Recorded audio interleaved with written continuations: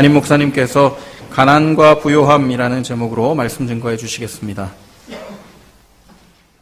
제가 우리 믿음의 고백을 드림으로 말씀 앞에 나가도록 하겠습니다. 하나님 나를 사랑하신다.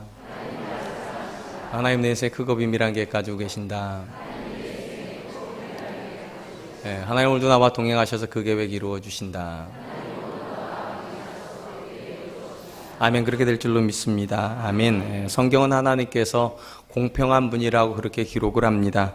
그러나 하나님의 공평은 결코 모든 사람을 똑같이 그리고 똑같은 양을 주는 그런 공평은 아닙니다. 만약에 모든 것을 똑같이 만들어주는 공평이 하나님의 공평이라고 하면 성경에 나오는 달란트 비유는 그 출발부터 잘못되었음을 알게 됩니다. 이 달란트 비유의 주인은 3명의 종에게 각각 다른 양을 주고 있기 때문입니다. 분명한 것은 하나님께서 사람을 창조하시되 각기 다른 모양으로 그리고 다른 은사를 가지고 창조해 놓으셨습니다. 당연히 사람이 다르기 때문에 받아야 되는 양도 다를 수밖에 없습니다. 그러나 사람을 다르게 만드셨다고 하여 각 사람을 향하여서 가지신 하나님의 생각은 다르지 않습니다. 하나님의 마음은 본질적으로 같습니다. 사람을 사랑하십니다. 물론 이것을 믿는 것이 굉장히 어렵습니다. 아무리 생각해 보아도 아름다운 사람이 아름답지 못한 사람보다 하나님의 사랑을 더 받은 것 같고, 건강한 사람이 건강하지 않는 사람보다 하나님의 사랑을 더 받은 것 같으며, 부요한 사람이 가난한 사람보다 하나님의 사랑을 더 받은 것처럼 느껴지기 때문입니다. 분명 인간의 짧은 생각으로 보면 더 좋은 거 받은 사람도 있고 덜 좋은 거 받은 사람도 있을 수 있습니다. 그러나 성경 그럼에도 불구하고 모든 사람을 하나님께서 똑같이 사랑한다 말씀하십니다. 왜 그럴까요? 더 좋은 거 받은 사람이 더 사랑받는 거 아닐까요? 덜 좋은 거 받은 사람은 덜 사랑받은 거 아니겠습니까? 근데 성경은 그렇게 말하지 않습니다. 흔히 우리가 쓰는 이야기들 중에 고통 총량의 법칙이라고 하는 말이 있습니다. 하나님께서 각 사람에게 주시는 고통의 양은 똑같다는 것입니다. 그러니까 누군가 더 좋은 거 받았으니 고통이 덜한 것이 아니라 고통의 양을 똑같이 만들어 주셔서 모든 사람이 하나님 앞에 하나님 공평하신 분 그렇게 말하게 만들어 놓았다는 것입니다.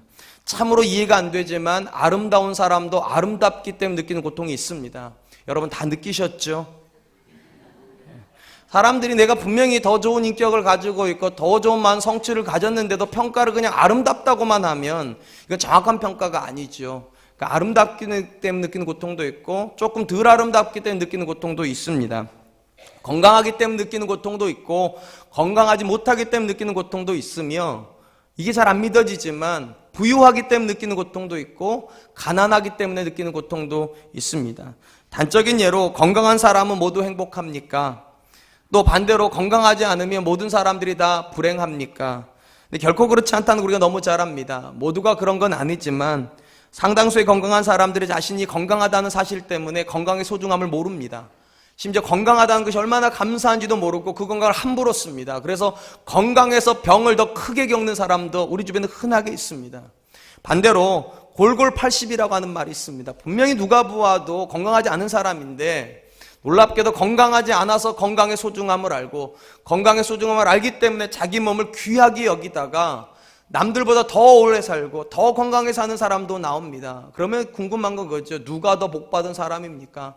건강하게 살아서 함부로 산 사람입니까? 아니면 건강하지 못해서 자기 인생을 소중하게 그렇게 귀하게 가꾼 사람입니까?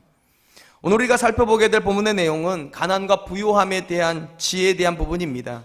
우리가 이미 지난 2시간의 동안을 통하여서 2주간의 시간을 통해서 야고보서는 시련에 대한 이야기이며 이 시련을 이기는 능력이 지혜에서 온다라고 그렇게 배웠습니다. 그렇다면 시련이라고 하는 측면에서 보면 가난함과 부유함 중에 어떤 것이 시련이겠습니까? 우린 일반적으로 가난함을 시련이라고 생각을 하고 부유함은 축복이라고 생각하는 경향이 있습니다. 사실 이런 마음이 바로 8절에서 말하는 나누인 마음입니다. 우리 안에 이미 두 마음이 존재하기 때문입니다. 하나님께서 우리에게 가난은 저주로 주셨고 부유함은 복이라고 하는 그런 이미 결론을 가지고 있어요. 그래서 대부분의 사람들이 기도할 때 하나님 부자 되게 해주세요, 성공하게 해주세요, 답을 가지고 하나님께 기도를 합니다. 그렇다면 정말 가난함은 시련이고 부유함은 가난에 대한 답이고 그 자체로 복이 되겠습니까? 야고보의 관점은 전혀 그렇지가 않습니다. 야고보는 가난함만이 아니라 부유함도 시련이라고 그렇게 말을 합니다. 쉽게 말하면 하나님은 어떤 사람은 가난을 통하여서 시련을 하시고 또 어떤 사람은 부유함을 통하여서 시련하신다는 것입니다. 특별히 바울이 가난함보다 부유함에 더 많은 비중을 두고 본문을 기록하고 있음을 보시기 바랍니다. 3절의 기록이지만 길이로 따지고 놓고 보면 가난에 대한 지혜보다 이 부유함의 지혜가 3배 이상 깁니다. 왜 이렇게 기록해 놓았을까요? 대부분의 사람들이 그 정도로 착각하고 산다는 것입니다. 부유함을 복으로 생각을 하지 그걸 시련이라고 생각하지 않아서 부유해지면 질수록 잘못된 길로 간다는 것입니다. 그러니까 야고보가 무엇이 바른 지혜인지, 특별히 부유하려고 하는 우리 마음이 왜 잘못된 것인지 한번 집중해 보라고, 한번 생각해 보라고 3배나 길게 기록해 놓았습니다. 저는 오늘 본 말씀을 통하여서 가난함과 부유함이 왜 동일하게 시련이며 가난한 시절과 부유한 시절에 우리에게 필요한 지혜가 무엇인지를 함께 살펴보려고 합니다. 먼저 우리가 이 본문을 이해하려면 이 본문에서 말하고 있는 낮은 형제라고 하는 사람이 어떤 사람인지 좀 이해할 필요가 있습니다. 단어적으로 보면 신분이 낮은 사람을 나타낼 가능성도 있고요, 물질적으로 어려워서 그 형편이 낮아져 있는 사람을 나타낼 수도 있습니다. 근데 문맥적으로 보면 9절부터 11절은 한 단락이라는 점에서 그 안에서 찾는 것이 옳습니다. 그러고 놓고 보면 9절에는 낮은 형제가 나오고 10절에는 부한자가 나옵니다. 이 두 말은 서로 대꾸를 이루는 것일 테니까 10절이 부유한 자라면 9절에 나오는 낮은 자는 신분이 낮다기보다는 가난한 사람을 나타냈을 가능성이 훨씬 많습니다. 그러니까 우린 이 본문을 가난한 사람에게 주었다고 읽어야 할 것입니다. 야고보는 가난한 사람들을 향하여서 이렇게 권면을 합니다. 낮은 형제는 자기의 높음을 자랑하고, 이 구절은 짧은 구절이지만 이 안에 역설이 들어가 있고 그리고 편견에 대한 도전이 들어가 있습니다. 역설이라고 말씀드린 이유는 낮은 사람이 높음을 자랑해야 된다고, 앞뒤가 맞질 않아요. 낮아지면 낮음을 이야기해야 되는데 낮아졌는데 높음을 이야기해야 되고, 또 심지어 우린 일반적으로 가난은 부끄러운 것이라고 생각을 하는데 야고보는 그걸 자랑이라고, 사회적인 편견, 가난은 부끄러운 거, 수치스러운 거라고 생각하는 것에 대한 편견에 대한 도전도 들어가 있어요. 자랑스러워해야 된다고. 그렇다면 야고보가 왜 이런 표현을 사용하고 있겠습니까? 이유는 매우 간단하다 생각을 합니다. 가난이 한 사람의 인생에 고통이 되는 순간이 언제인지를 가르쳐주기 위함입니다. 만약 누군가가 가난 자체를 존재의 비천함으로 여기고 그리고 가난을 부끄러운 것으로 여기는 순간 가난은 그 사람에게 고난이 될 거라는 것입니다. 그리고 가난의 시절에 우리에게 진짜 필요한 지혜가 무엇인가? 가난은 우리를 높여주시는 하나님의 과정이며 그 자체로 자랑해야 될 것이라고, 그 지혜가 들어오면 가난은 고난으로 여겨지지 않을 거라는 것입니다. 한번 생각해 보시기 바랍니다. 우리가 흔하게 사용하는 표현 중에 잘 사는 사람이라고 하는 표현이 있습니다. 이 잘 사는 사람이라는 말을 영어로 그대로 옮겨 놓으면 well living person 이란 뜻이 될 겁니다. 잘 사는 사람이니까 well living person이죠. 그러면 영어적으로 놓고 보면 이 평가에 의해서 사람을 평가하려고 그러면 그 사람의 인격, 그 사람의 사회성, 그 사람의 사회적인 공헌 등등을 종합적으로 평가해서 그 사람이 잘 사는 사람이라고 이렇게 평가해야 될 것입니다만, 실상에서 우리가 이 단어를 쓸 때 어떻게 씁니까? well living person을 잘 사는 사람이라고 합니까? rich person을 잘 사는 사람이라고 그럽니까? 뭔 말인지 못 알아들으신 건 아니죠? 예, 다 아시는데 제 발음이 좀 구립니다. 용서하십시오. 여러분, 우리는 일반적으로 잘 사는 사람 하면 부자를 연상합니다. 우리 사회가 그렇습니다.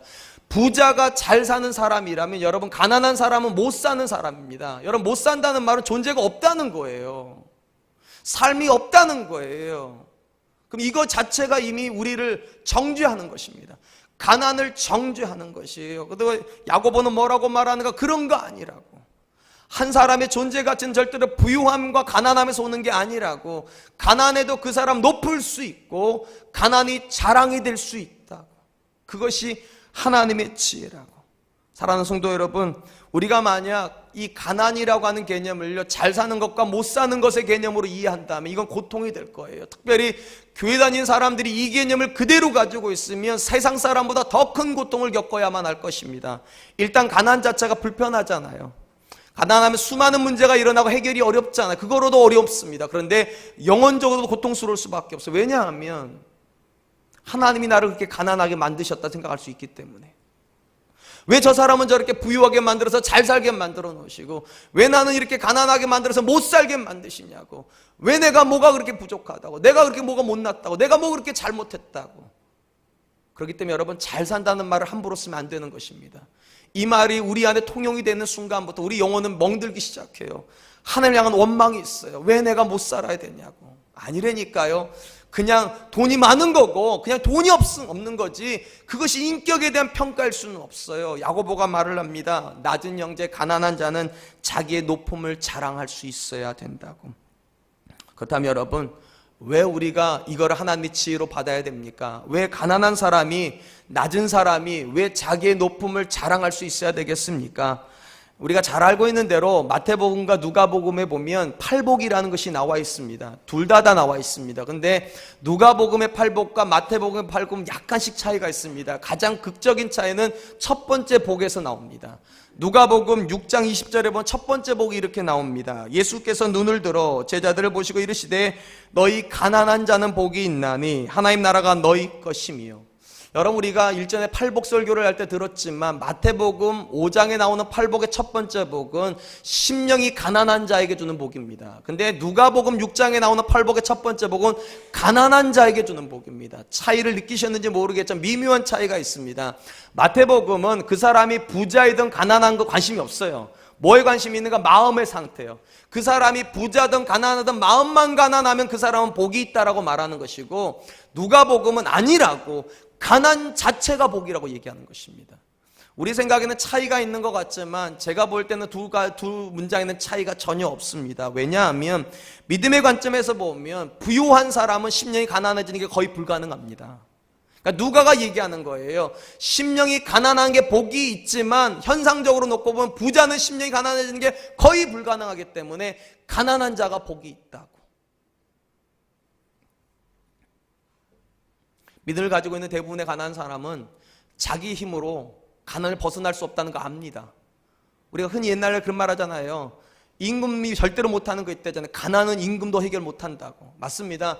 우리가 믿음의 관점에서 놓고 보면 우리 아버지로부터 물려받은 가난을 우리 세대에서 끊어낸다는 게 거의 불가능해요. 대부분은 부도 대물림이 되지만 가난도 대물림이 되잖아요. 그걸 인정하는 사람은, 믿음의 사람은 자기가 어찌할 수 없는 가난의 문제를 가지고 하나님께 나아간다는 거예요. 갈급한 마음으로 하나님, 내가 내 세대의 가난도 해결 못하지만 내 자녀 세대의 가난도 내게 해결해 주지 못하니까 하나님이 해결해 주세요. 그렇게 간절해지면 하나님이 그 사람을 향해 선언하십니다. 내가 복이 있다고. 그때 높아지는 거예요. 하나님이 그 사람에게 복을 선언하는 순간 그는 높아지는 것입니다. 물론 모든 가난한 사람이 마음이 가난한 사람이 되는 것은 아닙니다. 그러나 믿음 있는 가난한 사람은 반드시 마음이 가난해집니다. 그리고 마음이 가난해지면 하나님은 그 사람을 존귀히 여기십니다.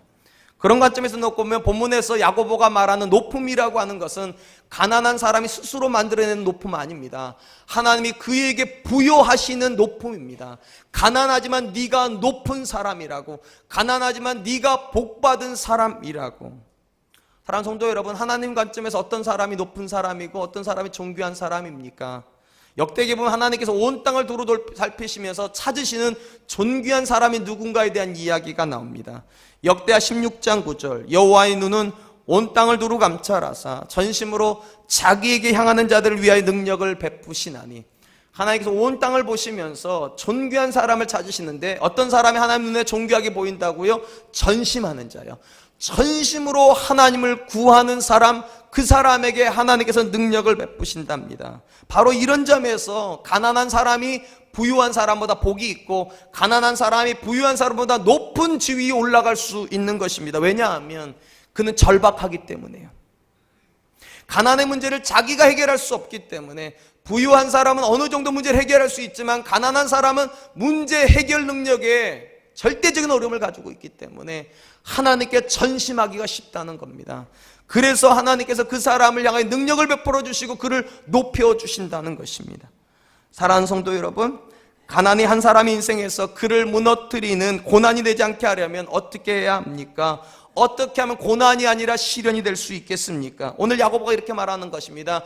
가난을 부끄럽게 여기지 말고 가난을 기회라고 여기라고. 가난을 기회라고 여기라고. 어떤 기회요?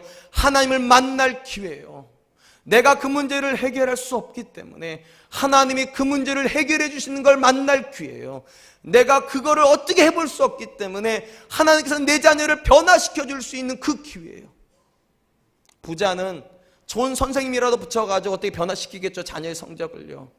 부유한 사람은 어떻게 돈이라도 써가지고 백을 발휘해서라도 문제를 해결해내겠지만, 가난한 사람은 그럴 방법이 없잖아요. 하나님이 해주셔야 되잖아요. 그래서 기회라는 거예요. 가난은요, 하나님이 나를 높여주시고 하나님 내 자녀를 높여주시고 하나님이 우리 교회를 높여주실 수 있는 기회가 가난한 시절에 있지 부유한 시절에 있지 않다는 것입니다. 그러므로 사랑하는 성도 여러분, 하나님은 저와 여러분을 고난을 주시는 분 아님을 명심하십시오. 하나님이 시련을 주시는 분이에요. 우리를 온전케 하시려고. 하나님은 우리가 가난하기 때문에 고난받는다고 말하기를 원하지 않으십니다. 오히려 이렇게 말하기를 원하신다고요. 가난하기 때문에 하나님이 나를 단련하고 계시다고. 그 가난을 통하여서 하나님을 더 가까이 만나려고, 그 가난을 통해서 하나님을 더 온전히 만나라고. 이 말은 결코 가난한 성도가 그 가난을 벗어나기 위해서 부자가 되는 것만이 가난의 유일한 답은 아니라는 겁니다. 우리 그걸 이미 압니다. 1970년대 우리 이 노래 굉장히 많이 불렀죠. 잘 살아보세, 잘 살아보세, 우리도 한번 그렇게 부릅니다. 여러분, 그렇게 해서 우리가 부자 됐잖아요. 그래서 우리가 답을 얻었습니까? 가난에 대한 답으로 부유함이 가난의 답이 되었습니까? 만약에 가난에 대한 답이 부유함이라면 세월은 안 무너져야 됩니다. 가난에 대한 답이 부유함이라면 삼풍백화점은 안 무너져야 됩니다. 우리 부자 됐잖아요. 왜 무너집니까? 왜 꼬꾸라집니까? 왜 안전사고 일어납니까? 가난이 문제인 건 맞아요.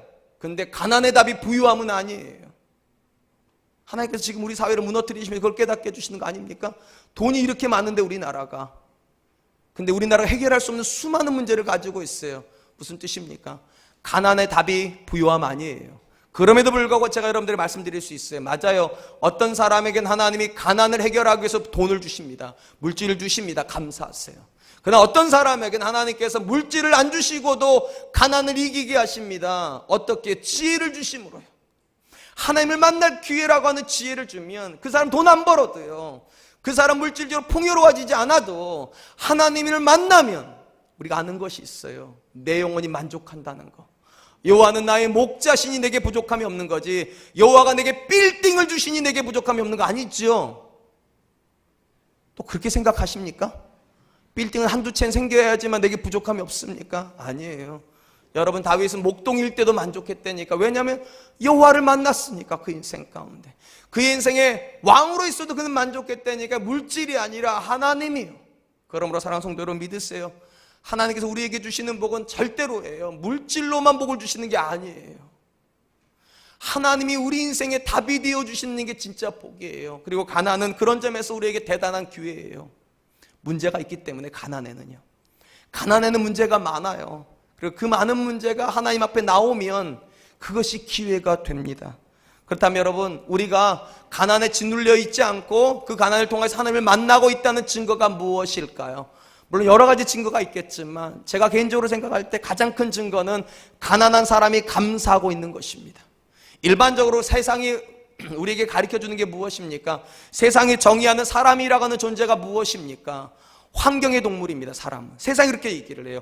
환경의 동물이라는 게 무슨 뜻입니까? 환경의 지배를 받는 동물이라는 거예요. 그래서 대부분의 사람은 기뻐할 일이 있어야 기뻐하고, 감사할 일이 있어야 감사하고, 기도할 제목이 있어야 기도합니다. 그게 환경의 지배를 받는 거예요. 근데 여러분, 우리가 환경의 지배를 받지 않고 하나님의 지배를 받으면 놀라운 일이 벌어집니다. 기뻐할 일이 없는데도 기뻐합니다.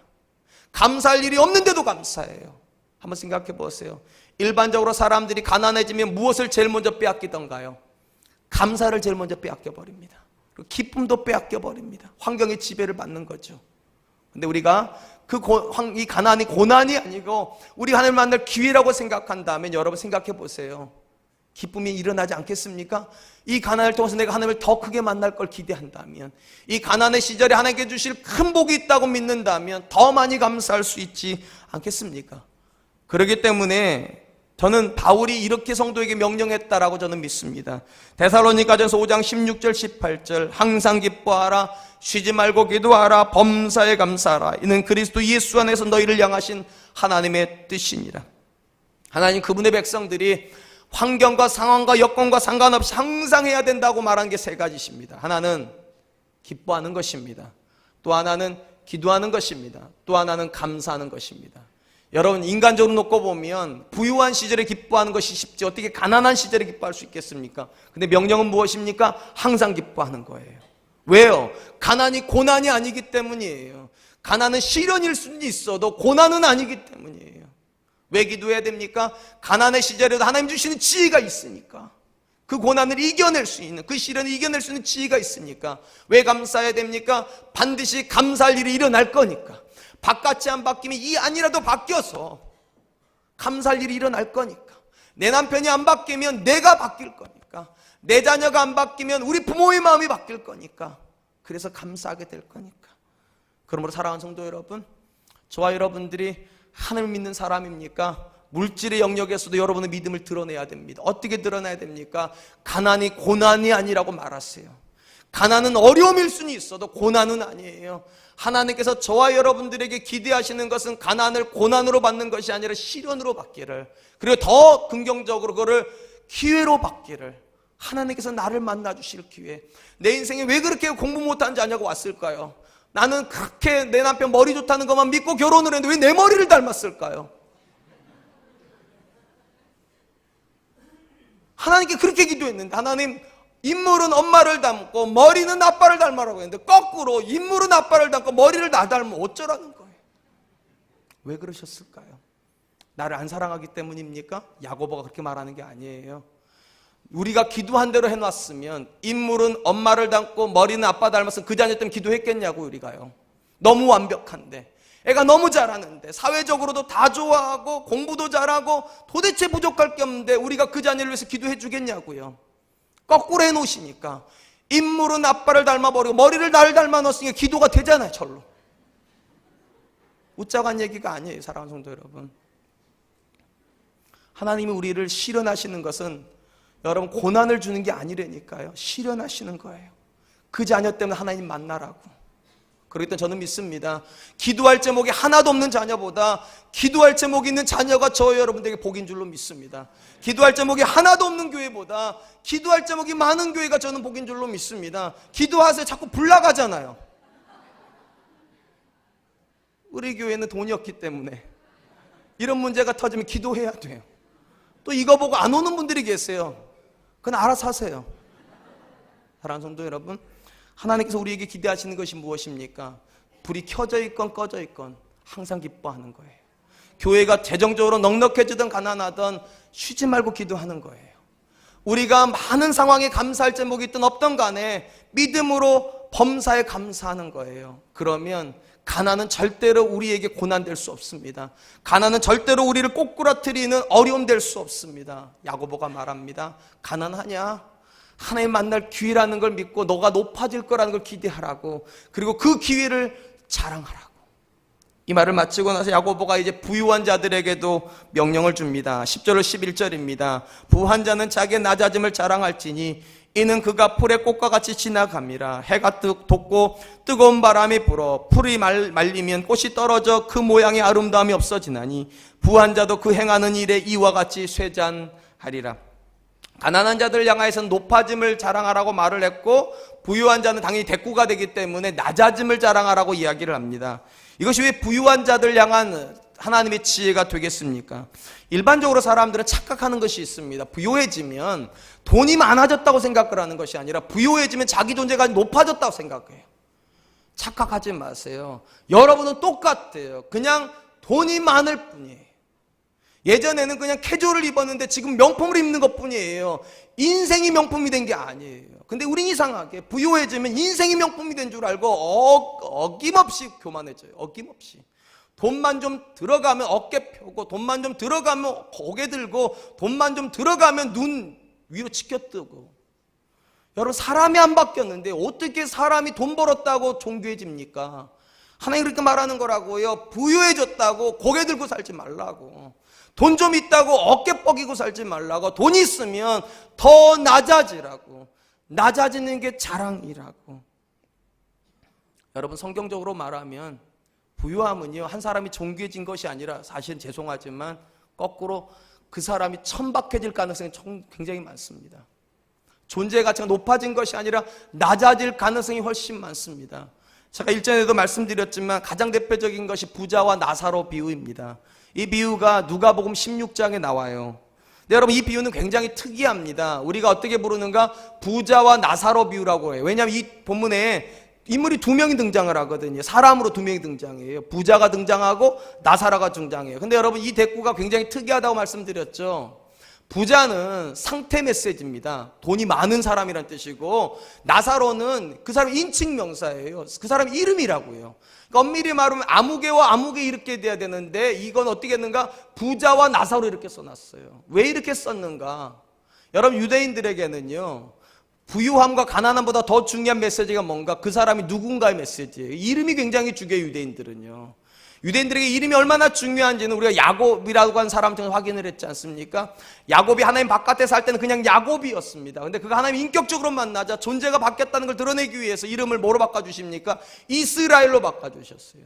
부자로 바꿔주신 게 아니에요. 이스라엘로 바꿔주셨어요. 그러니까 쉽게 말하면 이름이 있어야 존재가 있는 것입니다. 근데 누가복음 16장에 뭐라고 말합니까? 부자는 존재가 없답니다. 오히려 가난했던 나사로에겐 존재가 있답니다. 무슨 말입니까? 이것이 우리 편견에 대한 도전이에요. 우린 일반적으로 누가 부자가 되면 그 사람의 존재 가치가 높아졌다고 생각을 하는데, 하나님께는 말도 안 되는 소리라는 거예요. 누가 그러냐는 거예요. 누가 부자 됐다고 하나님께 감동하냐는 거예요. 그냥 부자일 뿐이라고. 상태 메시지. 돈 많은 사람.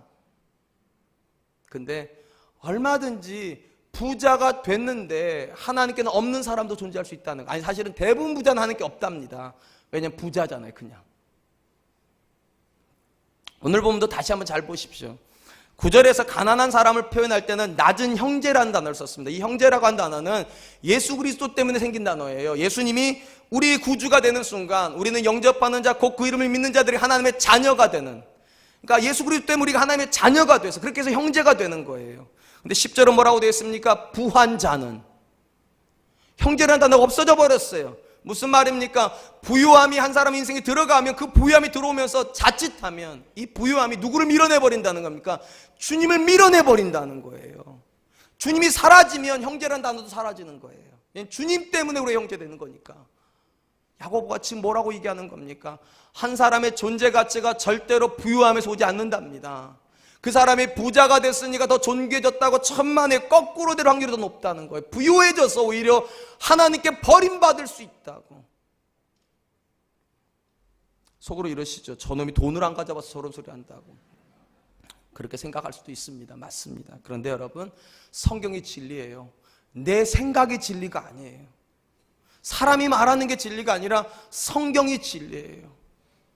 그러므로 여러분, 내가 부자라고 하는 사실이 사람들에게는 자랑이 될 수 있고 사람들에게는 뻐기는 게 될 수 있어도 하나님께는 절대로 자랑이 될 수 없음을 명심하십시오. 아니요, 정확히 말씀드리면 여러분, 부유해졌다는 것 자체가 여러분들에게 치명적인 독이 될 수 있음을 명심하십시오. 왜냐하면 예수님께서 하셨던 말씀이 있죠. 부자 청년이 예수님께 나와서 무엇을 행하여야 영생을 얻겠습니까? 우리 그 얘기 다 합니다.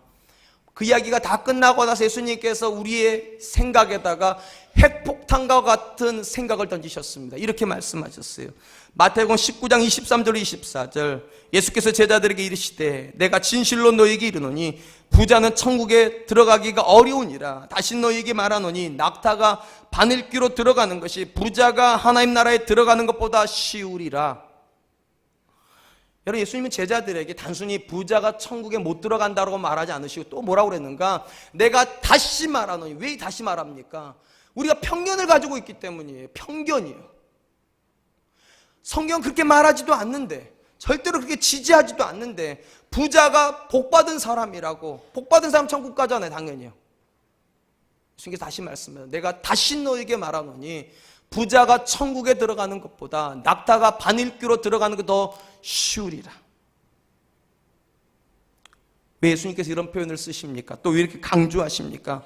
성도들이 부유함에 대해서 잘못된 태도를 가지고 있기 때문입니다. 누군가가 부자가 되면 그 사람은 복받은 사람이 된 것이 아니라, 죄송하지만 더 큰 시련 안에 들어간 것입니다. 더 큰 시련. 어떤 게 더 큰 시련? 그 부유함은 주님을 밀어낼 가능성이 굉장히 크다니까요. 주님이 하셔야 될 일을 돈이 안 되니까요. 돈이요. 가난한 사람들은 자기 돈으로 어떻게 할 수 없으니까 주님 보고 하라고 그러는데, 부자들은 주님한테 이렇게 말한다. 주님 잠깐 쉬시라고. 내가 가지고 있는 돈이 그 일 할 수 있다고. 주님의 역할을 뺏어버린다는 거예요. 주님을 밀어내버려요. 그래서 형제라고 하는 단어조차도 잃어버리고 살아요. 그러므로 여러분 명심하십시오. 제가 앞에서도 말씀드렸듯이 성경이 말하는 복은요, 양으로 측정되는 거 아닙니다. 이거 명언이니까 잘 들으세요. 성경이 말하고 있는 복은 양으로 측정되는 것이 아니라 거리로 측정이 됩니다. 거리로요. 하나님과의 거리가 가까워지는 게 복이고 멀어지는 게 저주입니다. 왜 가난이 복입니까? 가난은 하나님과 나를 가까이 만들어줍니다. 왜 물질이 잘못하면 저주가 됩니까? 그 물질은 나와 하나님 사이를 벌려놓습니다. 그래서 시편 기자가 이렇게 얘기하는 것입니다. 시편 73편 28절, 하나님께 가까이함이 내게 복이라. 내가 주 여호와를 나의 피난처로 삼아 주의 모든 행적을 전파하리이다. 하나님께 가까이 하는 걸 복이라고 그랬지 돈이 많아지는 걸 복이라고 하지 않았어요. 그러니까 양의 문제가 아니라고요. 거리의 문제예요. 한번 스스로에게 물어보십시오. 여러분이 더 잘 살아져서 하나님께 더 가까이졌습니까? 여러분이 더 좋은 집에 살고 더 좋은 차를 타고 여러분 자녀가 더 좋은 직장에 다니기 때문에 여러분 더 간절히 기도합니까? 아니면 거꾸로 여러분의 가정이 어려움 당하고 자녀가 어려워서 더 간절히 기도합니까? 어느 게 복이냐고요. 양이 아니라 거리라면 가난이 부유함보다는 더 복입니다. 그래서 야고보가 여기다 그렇게 얘기하는 거예요. 낮은 형제는 자랑해야 된다고. 하나님과 가까워지고 있으니까. 대부분의 부유한 사람은 부유하기 때문에 기도할 이유를 모릅니다.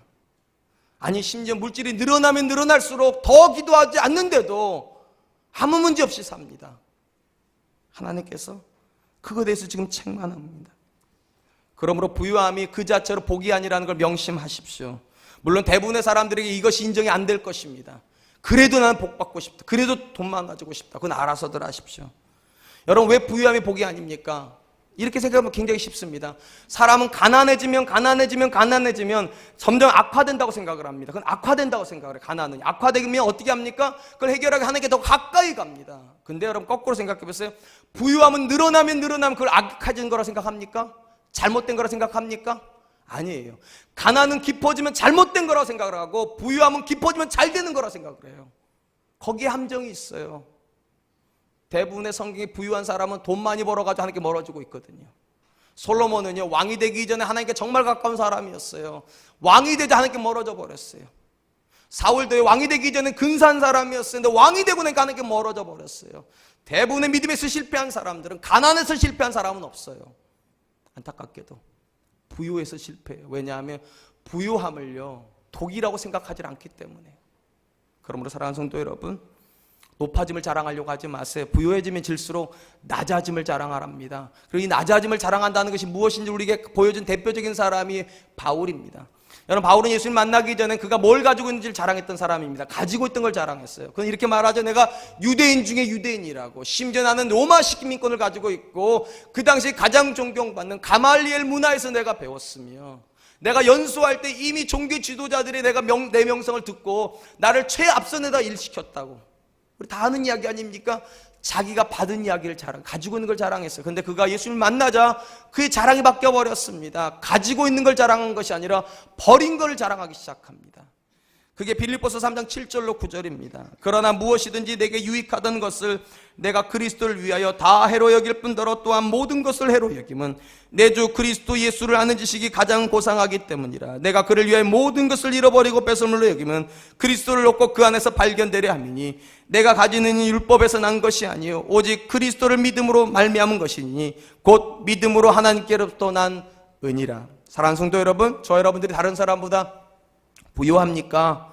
여러분들의 부유함이 시험거리가 되지 않게 하시기 바랍니다. 어떻게 하면 시험거리가 안 됩니까? 높아지는 걸 자랑하지 마시고 낮아지게 하십시오. 쉽게 말하면 가진 걸 자랑하지 마시고 허비한 걸 자랑하세요. 허비한 거를.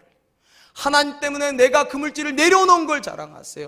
하나님 때문에 내가 그 물질을 포기한 걸 자랑하세요. 하나님은 저와 여러분들에게 물질의 양으로 관심이 없으세요. 하나님의 관심은 주신 물질을 얼마나 썼느냐에 관심이 있어요. 제가 홍정일 목사님의 들었던 말 중에 가장 기억에 남는 말 중에 하나가 이것입니다. 돈은 쓴 돈만 내 돈이라고. 쌓아둔 돈은 내 돈 아니고 쓴 돈만 내 돈이라고. 바로 이런 관점에서 바울이 부한 자들에게 이렇게 명령을 하였습니다. 디모데전서 6장 17절 18절 내가 이 세대에서 부한 자들에게 명하여 마음을 높이지 말고 정함이 없는 재물에 소망을 두지 말고 오직 우리에게 모든 것을 후히 주사 누리게 하신 하나님께 두며 선을 행하고 선한 사업을 많이 하고 나눠주기를 좋아하며 너그러운 자가 되게 하라. 선한 사업을 많이 하라고. 무슨 말입니까? 여러분 부유해졌습니까? 그 자체로 여러분이 존귀해졌다고 생각하지 마시고 이렇게 생각하라는 거예요. 부유해졌습니까? 내가 기회를 잡았다는 거. 어떤 기회로? 하나님을 위해서 돈을 쓸 수 있는 기회를요. 하나님이 가난하지 않으시단 말이에요. 그러니까 우리가 돈 안 써도 얼마든지 하나님 일 하실 수 있어요. 그런데도 하나님께서 내게 물질을 주시고 어떻게 한다고요? 쓸 기회를 주시는 거라고. 여러분 어버이날에 아이들이 여러분들한테 선물 안 사주면 서운하시죠? 돈이 없어서 서운하십니까? 그 마음이 없어서 서운한 겁니까? 여러분 우리 아이들이 저한테 해줘봐야 죄송해요 이렇게 말해가지고 꽃 한 송이에요. 근데 그거 제가 몇천 송이도 사요. 돈이 없어서 서운한 게 아니에요. 그 아이들이 그거 살 돈 있는데도 안 사올 때 서운하는 거예요. 하나님께 저와 여러분들에게 물질을 보내시고 하나님 기대하시는 건 무엇일까? 여러분이 얼마나 잘 버는가 보고 싶어가지고요. 얼마나 돈을 많이 쌓아놓는가 보고 싶어가지고 아니에요. 준 물질을 얼마나 잘 쓰고 있는지 보고 싶어가지고 특별히 하나님을 향하여서 그 물질이 얼마나 기회가 되는지 아시다시피 이건 절대로 쉽지 않습니다. 가난한 사람에게도 물질에 대한 탐욕이 있지만 가난한 사람이 가지고 있는 탐욕보다 더 큰 탐욕이 부자에게 있습니다. 더 가지고 싶어합니다. 참 이상하죠. 그 정도 가지면 됐는데도 더 가지고 싶어합니다. 그래서 못 내려놔요.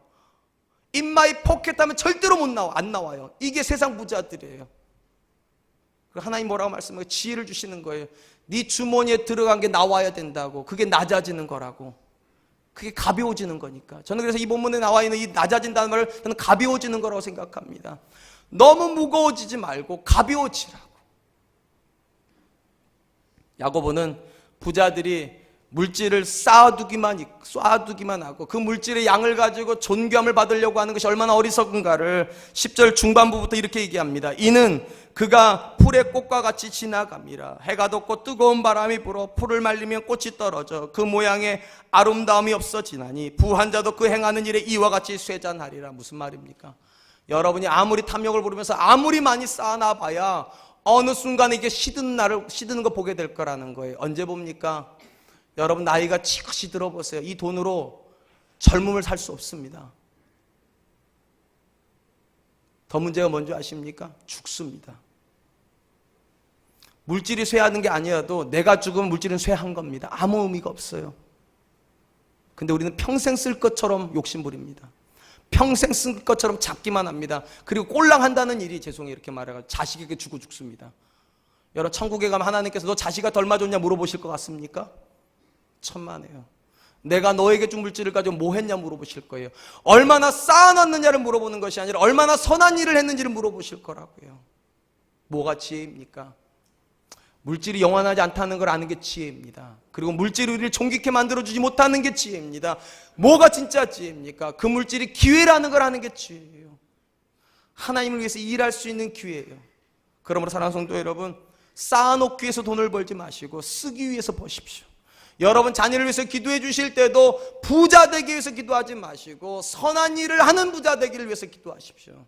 그래야 하나님께서 우리 자녀를 부욕해 하실 이유가 있는 줄로 믿습니다.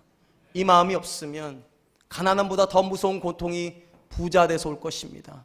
나중에 여러분 이렇게 말하는 날이 올지도 몰라요. 괜히 부자 됐다고. 괜히 부자 돼가지고 내 자식들 돈 때문에 싸우는 거 봐야 되고, 괜히 부자 돼가지고 그 돈 때문에 내 아내가 나랑 이혼하자고 말하는 걸 경험해야 되고, 괜히 부자 돼가지고 하나님 앞에 기도할 이유도 없이 그냥 아무 재미없이 살아가는 그런 인생 살았노라고. 그렇지 않으시려면 여러분 부유함도 고통이라는 거 인식하시길 축원드립니다. 이제 말씀 맺겠습니다. 성경 안에 지혜의 책이라고 불리는 잠언에 보면 아굴이라고 하는 사람이 이렇게 기도하는 장면이 나옵니다. 잠언 30장 7절로 9절. 내가 두 가지 일을 주께 구하였사오니 내가 죽기 전에 내게 거절하지 마시옵소서. 곧 헛된 것과 거짓말을 내게서 멀리하옵소서. 나를 가난하게도 하지 마시고 부하게도 마시옵고 오직 필요한 양식으로 나를 먹이시옵소서. 혹 내가 배불러서 하나님 모른다 여호와가 누구냐 할까 하오며 두려워하며 혹 내가 가난하여 도둑질하고 내 하나님의 이름을 욕되게 할까 두려워함이니라. 여러분, 아굴이 안 것이 있어요. 가난도 부유함도 자칫하면 다 고통이 될 수 있다는 거. 절대로 가난의 답이 부유함이 아니라는 거. 너무 가난해서 하나님 모른달까, 너무 가난해서 하나님 앞에 하나님 이름을 더럽게 하는 인생을 살까봐 두렵고, 너무 부유해서 하나님 없어도 살 수 있을 것처럼 교만 떨고 살까봐 두려우니까 하나님이 일용할 양식, 필요한 양식만 주시라고. 근데 여러분, 우리 중에 내가 적당히 받았다고 생각하는 사람은 아무도 없는 거 아십니까? 둘 중에 하나예요. 나는 많이 받았거나 적게 받았거나예요. 그래서 다 위험한 거예요. 여러분, 많이 받지 않았어요. 여러분, 물질의 양만 많을 뿐이지 영혼의 깊이는 더 얕아지고 있어요. 여러분, 적게 받지 않았어요. 물질의 양만 적지 영혼의 깊이는 더 깊어지고 있어요. 근데 우리 이 지혜를 가지고 사는 것이 아니라 세상에 주는 지식을 가지고 살려고 합니다. 가난하면 부끄러워합니다. 수치스럽게 생각합니다. 부자가 되면 자기가 존귀케 되었다 교만을 떨어버립니다. 그래서 고난을 만납니다. 사랑하는 성도 여러분, 두 가지 다 어리석습니다. 여러분, 가난하십니까? 기회입니다. 하나님을 깊이 만날 수 있는 기회예요. 여러분이 부유하십니까? 기회입니다. 하나님을 위해서 일할 수 있는 기회입니다. 절대로 이 기회를 빼앗기지 마십시오. 가난하면 가난한 대로 쓰임 받으십시오. 부유하면 부유한 대로 쓰임 받으십시오. 그리고 이렇게 기도하십시오. 하나님, 하나님과 가까워지게 해주십시오. 자, 이 복이 우리 사랑과 은혜의 성도들이 진짜 누리는 복이 되시기를 주님의 이름으로 축원드리겠습니다. 이제 우리 하나님께 찬양으로 나아갈 텐데, 오늘은 찬송가를 하나 하려고 합니다. 주 예수보다 귀한 것은 없네. 우리 찬송가 94장 하나님께 부르도록 하겠습니다. 여러분, 물질이 우리에게 귀한 것 아니라 주님이 정말로 귀한 분인 줄로 믿습니다. 그리고 그 주님과 가까워지는 것을 복으로 여기면서 한 주간 살기를 하나님께 기도하는 마음으로 이 찬양 드리도록 하겠습니다.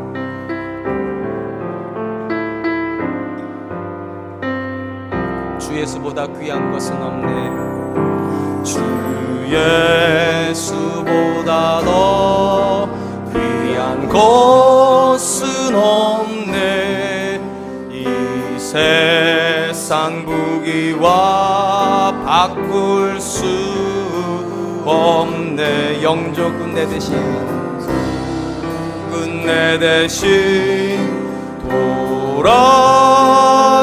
돌아가신 그 놀라운 사랑 잊지 못해.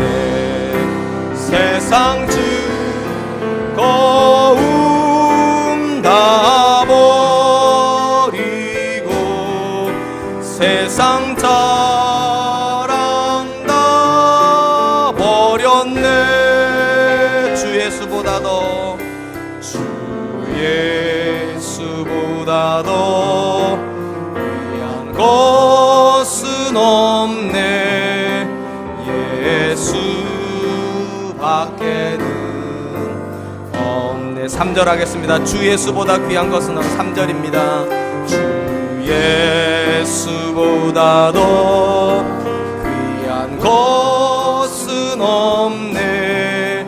이 세상 행복과 바꿀 수 없네.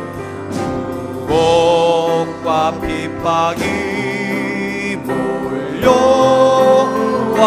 몰려와도 주 섬기는 내 맘 변치 않아.